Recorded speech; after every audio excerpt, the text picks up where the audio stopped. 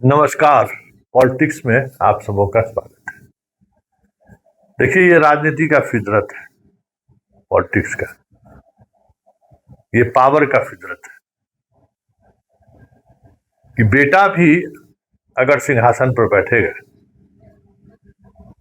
तो बाप के उस कार्य प्रणाली पर हथौड़ा तो जरूर चलाना उसकी मजबूरी है। राजनीति का ये डिमांड है, सत्ता का ये डिमांड है कि बगैर इसके आप सत्ता के शीर्ष पर रह ही नहीं सकते। आपको बनना पड़ेगा। आपको आप क्रूएल हैं ये दिखाना पड़ेगा। देखिए, नीतीश जी अभी गए भी नहीं है, सिर्फ जाने की आहट हुई है तो उनके खासे पसंद के 3 लोगों पर जिस स्तर पर कार्रवाई शुरू हो रही है या जो कार्रवाई होती हुई दिख रही है, मुझे लगता है कि उसी का एक परिणाम है। बिहार के पूर्व डीजीपी एस के सिंघल सिपाही बहाली के मामले में जो प्रश्न पत्र लीक हुआ था और जिस तरीके से लीक हुआ था, नीतीश ही थे जो बच गए। इसी तरीके से नीतीश के सुशासन में, यूं कहे कि नीतीश के सुशासन में जो 2-4 बाहुबली का बाहुबल बना रहा, उसमें एक पप्पू पांडे भी है। और पप्पू पांडे पर जिस तरीके से दबिश बनाई जा रही है, यह संयोग नहीं है, खासम खास है। और तीसरे, बिहार विश्वविद्यालय चयन आयोग के चेयरमैन गिरीश सिन्हा जी नीतीश के बहुत ही खासम खास है। और नीतीश की पॉलिटिक्स को उन्होंने लेक्चरर के बहाली में बहुत ही बखूबी अंजाम तक पहुंचाया है। मतलब एकदम जो नीतीश चाह रहे थे, जिस तरीके की चीजें, उस पर गिरीश जी पूरी तौर पर खड़े उतरे। जो वाइस चांसलर की जुबान नहीं खुल रही थी जिस यूनिवर्सिटी के, आजकल मोर्चा खोले हुए हैं। यही राजनीति का तकाजा है, यही सिंहासन का तकाजा है और यही चरित्र भी है। हर सत्ता परिवर्तन के साथ ये अवश्य संभावी है, होना ही है, ध्रुव सत्य है। ये इसको कोई टाल नहीं सकता, इसको कोई हटा नहीं सकता, समझ गए ना? इसको कोई नहीं कर सकता है। तो जरा शुरुआत हम इसके सिंघल से कर रहे हैं। सिपाही बहाली में प्रश्न पत्र लीक हुआ था, सारे एविडेंस सिंघल के खिलाफ थे।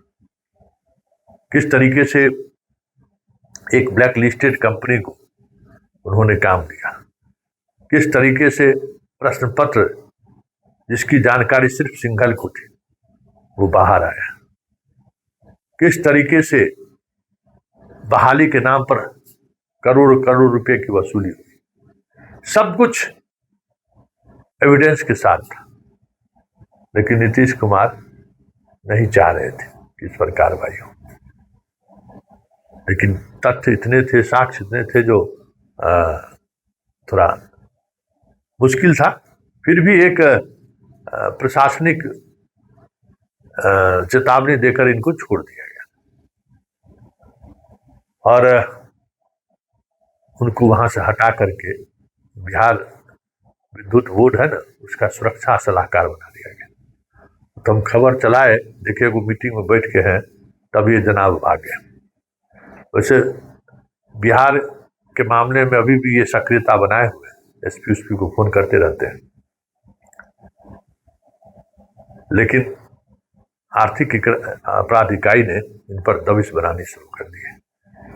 इनसे कई सवाल पूछा है उन्होंने, और वो सारे सवाल ऐसे हैं जिन सवालों के सहारे इन पर नकेल कसा जा सकता है। कई तरह के सवाल पूछे गए। ऐसा लग रहा है कि नीतीश कुमार के प्रिय अधिकारियों में से एक की बलि देने की तैयारी शुरू हो गई है। सत्ता का चरित्र है, चलता ऐसा ही चलता है। लालू यादव के जितने चहेते थे अधिकारी, क्या नीतीश कुमार के 20 वर्षों के शासनकाल में दूर दूर तक वह दिखाई दिए कहीं? एक भी यादव नीतीश कुमार के करीब अफसर आ सका क्या? उस दौर के जितने अधिकारी थे सब कुछ ध्वस्त कर दिया उन्होंने नीतीश कुमार ने। प्रोसीडिंग क्या क्या तरह की कार्रवाई की करके, जबकि साथी थे दोनों।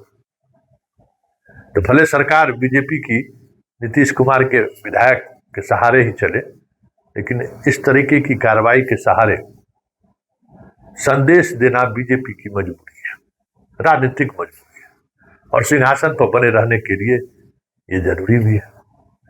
ठीक इसी तरीके से कुचाई कोट के विधायक अमरेंद्र पांडे और पप्पू पांडे पर कार्रवाई शुरू हुई है। 4 लोग उनके जेल गए और उनके पूरे साम्राज्य को पुलिस मुख्यालय के स्तर पर खंगाला जा रहा है।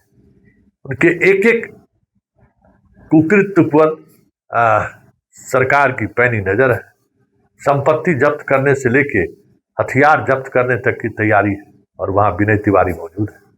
विनय तिवारी इस पूरे ऑपरेशन में पुलिस मुख्यालय के निर्देश को फॉलो कर रहे हैं।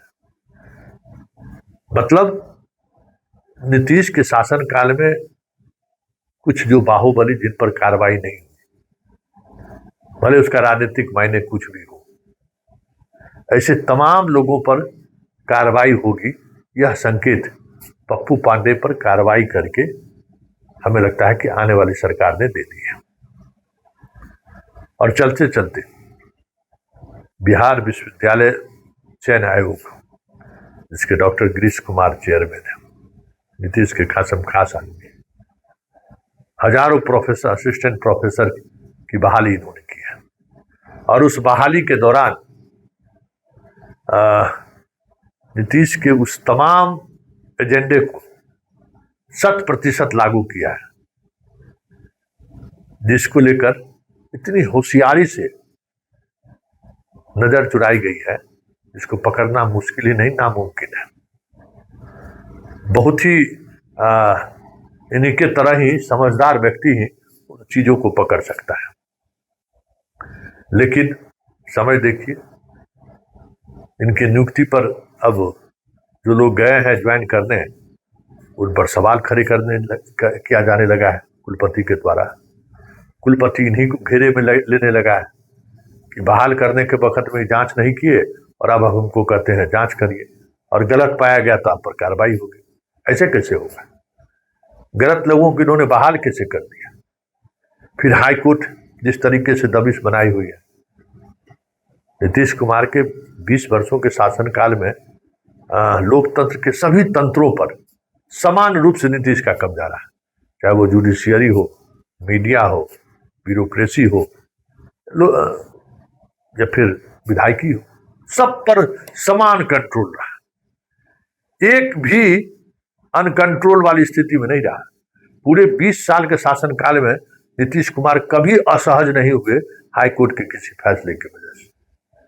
लालू यादव तो उसी में असहज हो, समझ ही नहीं पाए, लेकिन नीतीश इस बात को समझते थे। बहुत ही होशियारी से अपने पूरे कार्यकाल के दौरान जो मन हुआ, जैसे भी हुआ, सब कुछ किया इन्होंने। लेकिन एक पर भी दाग इनको नहीं लगा। एक भी इनके फैसले पर कोर्ट ने सवाल नहीं करेगी। मीडिया भी इनके साथ खड़ी रही। तो ये सारे स्तंभ जो नीतीश की वजह से नतमस्तक रहा, अब वो भी सर उठाना शुरू कर दिया है। प्रोफेसर बहाली को लेकर अखबार में खबरें आनी शुरू हो गई है। चैनल पर थराथर खबर चल रहा है, और कोर्ट भी उसी तरीके से एक्शन में दिख रहे हैं। चलिए, यही तो पॉलिटिक्स है, यही तो पावर है, यही तो राजसत्ता है जो समय के साथ बदलता रहता है। चलिए, पॉलिटिक्स में फिलहाल इतना ही। इजाजत दीजिए। नमस्कार।